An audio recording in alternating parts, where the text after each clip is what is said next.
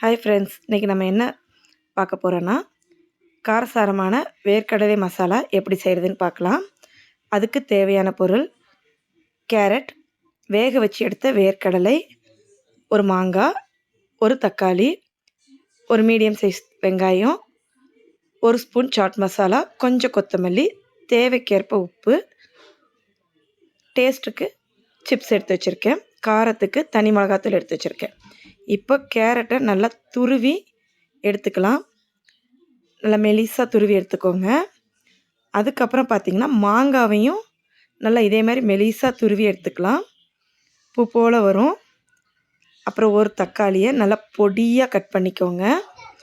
அந்த வெங்காயத்தையும் ரொம்ப பொடியாக கட் பண்ணி எடுத்துக்கோங்க.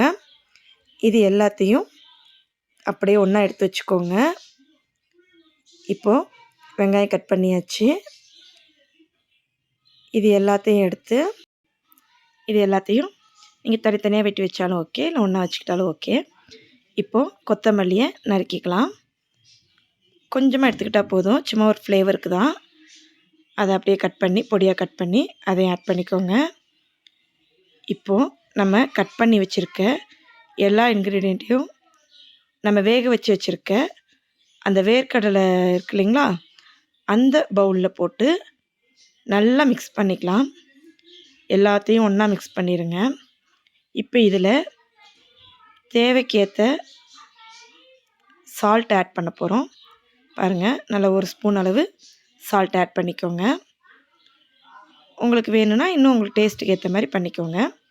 இப்போ இதில் தனி மிளகாத்தூள் ஒரு ஸ்பூன் ஆட் பண்ணுறேன்.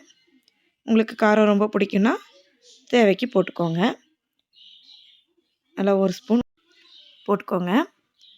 இப்போது இதில் ஒரு ஸ்பூன் அளவுக்கு சாட் மசாலா கலந்துக்கலாம். இதையும் கலந்துட்டு நல்லா மிக்ஸ் பண்ணி விடணும். அது எல்லாம் அந்த இன்க்ரீடியண்ட் வேர்க்கடலை, அந்த சாட் மசாலா எல்லாம் ஒன்றா கலந்து மிக்ஸ் ஆகி வரணும். பாருங்கள், அந்த வெஜிடபிள்ஸ் கூட நல்லா கலந்து வர்றதுக்கு குலுக்கி எடுத்துக்கோங்க. இப்போ நல்லா பிளெண்ட் ஆகி வந்துருச்சு. அந்த வெஜிடபிள்ஸ், வேர்க்கடலை எல்லாம் அதில் கலந்துருச்சு. உப்பும் எல்லா பக்கமும் இருக்கும். இந்த டைமில் நம்ம கொஞ்சம் டேஸ்ட்டுக்காக வாங்கி வச்சுருக்க சிப்ஸை அதில் ஆட் பண்ணிக்கலாம். சும்மா நொறுக்கி போட்டு விட்டுருங்க.